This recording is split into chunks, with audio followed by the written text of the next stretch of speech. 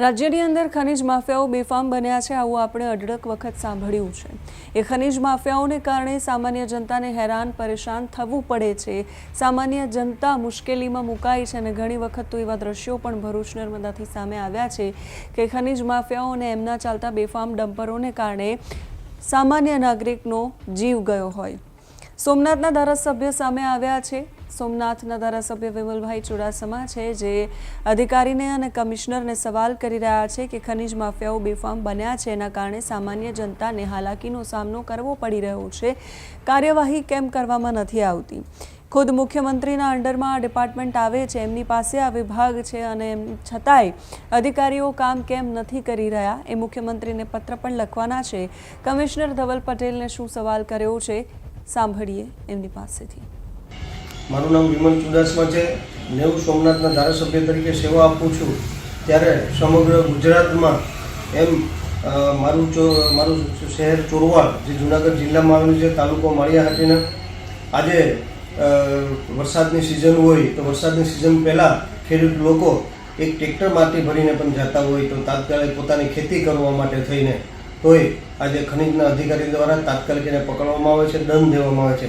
આજે સમગ્ર ગુજરાતમાં ખેડૂતો પોતાની ખેતી માટે માટીનું એક ટ્રેક્ટર નથી લઈ જઈ શકતા, ત્યારે આજે ચોરવાડ શહેરમાં જે ધમધમતી ખાણ ચાલી રહી છે એ મેં માર્ચ મહિનામાં આ રાજ્યના કમિશનર ખનીજના કમિશનર ધવલ પટેલને એમને પત્ર લખેલો, વિધાનસભામાં પણ આ પ્રશ્નો ઉપાડેલો અને મુખ્યમંત્રીશ્રીને પણ પત્ર લખેલો। અવારનવાર માર્ચ મહિનાથી લઈને અત્યાર સુધી મેં અનેક પત્રો જે કમિશનરશ્રીને લખેલા અને કમિશનર ધવલ પટેલને જે ખનીજના કમિશનર છે ગુજરાત રાજ્યના, એને અવારનવાર ટેલિફોનિક પણ વાત કરેલી।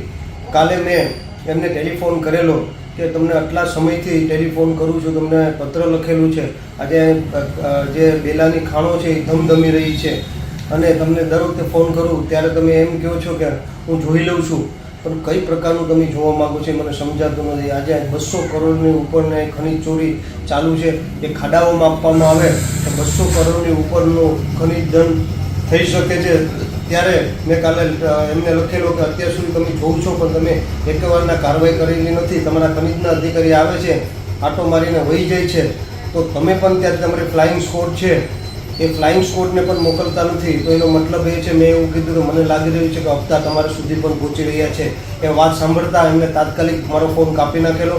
પછી મેં એને વારંવાર ફોન કરેલા પણ એને એમને મારો ફોન ન ઉપાડેલો અને આજે પણ મેં રાહ જોયેલી, હજી પણ મારા ચોરવાડ શહેરમાં જે બિનકાયદેસર જે ખનીજ માફિયાઓની ખાણ બેફામ ચાલી રહી છે, એનો મતલબ એ થયો કે ખનીજના કમિશનર ધવલ પટેલ સુધી પણ હપ્તા પહોંચી રહ્યા છે, એ પોતે પણ હપ્તા લઈ રહ્યા છે।